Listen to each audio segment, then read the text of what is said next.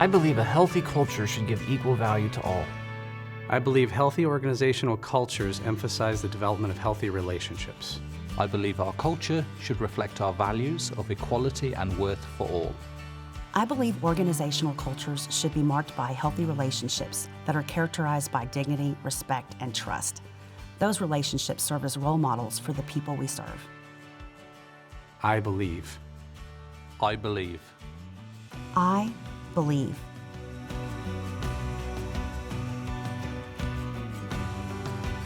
Mandt has definitely changed the way our staff relate to our clients. People get into this business to help, but how they go about it can be well-informed or not well-informed. And what we had before was a not well-informed approach. It was, I'm going to be like a parent, I'm going to love them, but I'm going to discipline them. Our son, Jacob, who is 15, has Fragile X syndrome, and he can at times become very aggressive. So we needed to find another way to keep him calm instead of what we were doing at home, and what was occurring wasn't working. The effectiveness of the Mandt system comes from its focus on building healthy relationships. The focus is always on treating people with dignity and respect, helping people get their needs met, and then managing ourselves as staff members so that we can co-manage with the people that we serve. I got my job at Mandt in 2001, and so I was just happy to be a faculty member out on the road training others, equipping others.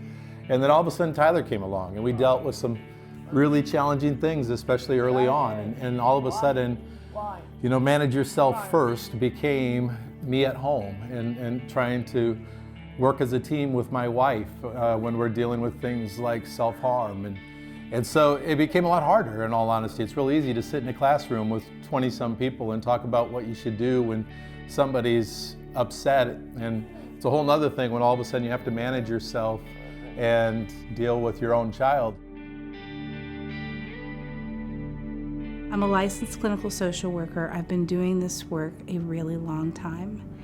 And I know when something is grounded in good, solid information about how people develop, what happens with the brain, what happens with relationships. And that's what we found in Mandt. And so that was why we made that decision. Honestly, ever since we've had the training, we have not had an instance like we had prior. And we're very proud of that. So we at home have had success. With Mandt, I think we've been able to put tools in the hands of the staff to help them better understand the context of the behavior that they're seeing, and then how effectively to support the behavior that we all want to see from those kids, and that those kids need to experience and have in their repertoire so they can go out and be successful when they leave us. It isn't by coincidence that the Mandt system exists today, 42 years after Kevin's father David founded it back in 1975. That is a measure of the rightness of what David was doing and thinking about back in 1975, and the organization's continued focus on returning to those values and returning to that rightness as a touch point in informing all of the decisions that the organization has taken.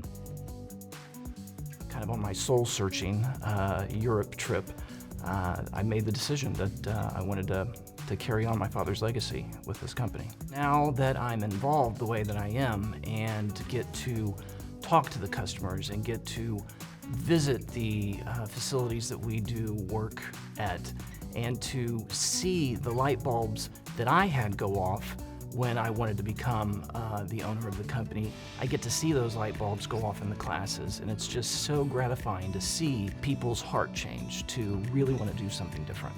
To treat people how you would want to be treated, and to treat people equally, and to not focus the safety just on the staff or focus the safety just on the people you provide services for, but to create a culture of healthy relationships to where it spills out into everything that you do.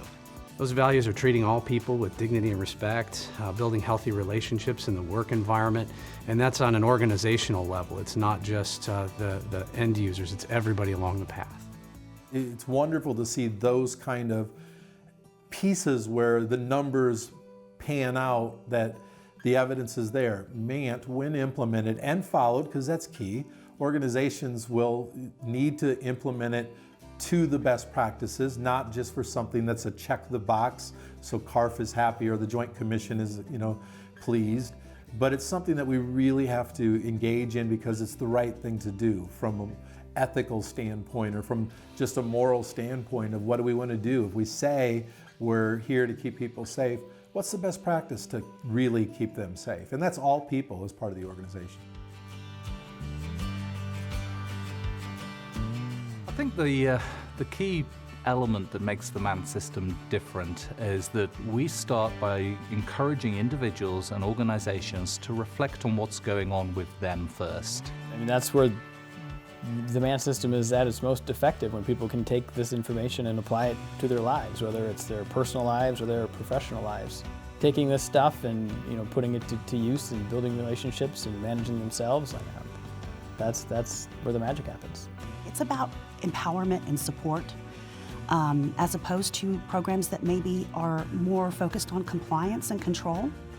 And so the Mandt system believes in developing healthy relationships and leveraging those relationships in times of crisis and stress to support people that need a little assistance. And doing it in a way that's empowering allows for those people to develop and learn the skills they need to advocate and take care of themselves.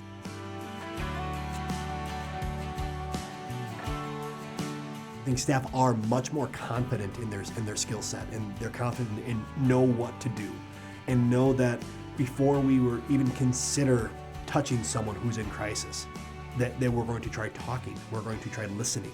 We've definitely seen a decrease in restraints. And of course, when you have a decrease in restraints, you have a decrease in injuries, both to staff and to clients. And it raises your employee satisfaction. Again, people get into this to be effective, and this has given us tools to help that staff be effective. That evidence is a byproduct of the original idea of all people have the right to be treated with dignity and respect. So out of that idea that we live and hopefully, role model in our own lives to the people that are in our training, then those instructors role model it to the students that they train, who then actually implement the idea that in this place and with these people I feel safe and affirm my feelings and choose my behaviors, that all people have the right to be treated with dignity and respect. Rather than seeing crisis response as something that happens in that moment, we really view it as something that is always happening, in that we're looking at managing and maintaining safety, not waiting until crisis rears its head and then reacting.